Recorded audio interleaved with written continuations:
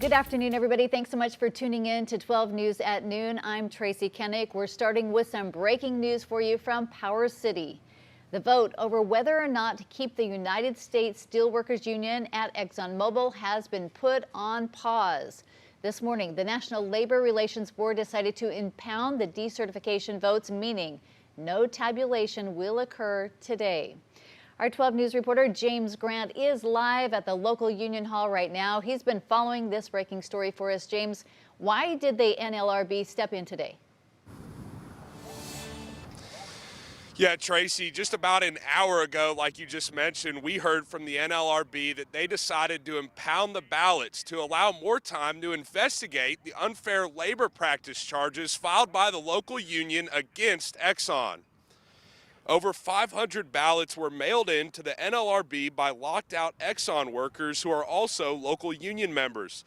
The purpose of the vote was to give locked-out union members a chance to vote on whether or not to decertify from the local union. Members of the local union attended a virtual Zoom meeting held by the NLRB earlier today, where the votes were expected to be counted or impounded. And again, just over an hour ago, we learned that the NLRB decided to impound the votes while it investigates unfair labor practice charges filed in this case. And according to Caleb Plato with the NLRB, it could be a few weeks until the board counts all the votes and is able to reveal the final results. So make sure to stay with 12 News on air and online for the latest. Live in Beaumont, James Grant, 12 News. Right. Thank you so much, James. And you want to continue to watch us right here. I guess it could be a couple more weeks before we finally have an answer on whether or not those workers will be able to go back to work. Well, we have some new developments from overnight. A shooting in Beaumont that left one person dead and another person injured. The victim has been identified as 25-year-old Dexter Anderson.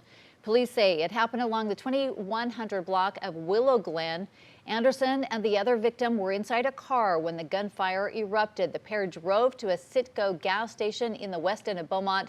That's when police arrived. Anderson did not survive. The other victim was taken to the hospital and is expected to recover. If you have any information about this crime, you're asked to call Crime Stoppers at 409-833-TIPS. Now to the latest on the COVID front, the virus continuing to spread rapidly across the United States. The majority of new cases are from the Omicron variant. NBC's Shaquille Brewster with more on that. As the data and guidance around COVID-19 continues to change, one thing has become abundantly clear.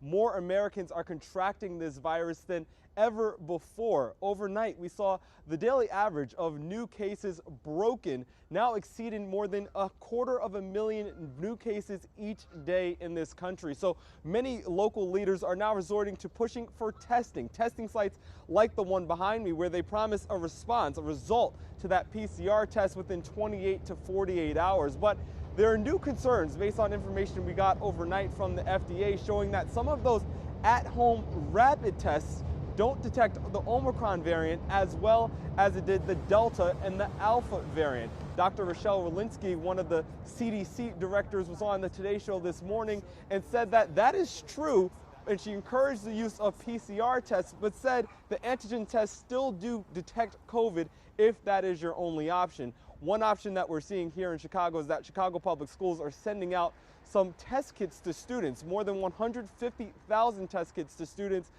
telling their parents to test them before they return for classes next week. The concern is that as you're seeing this spread and you have kids coming back to the classroom, they're trying to avoid that spread from even accelerating even more.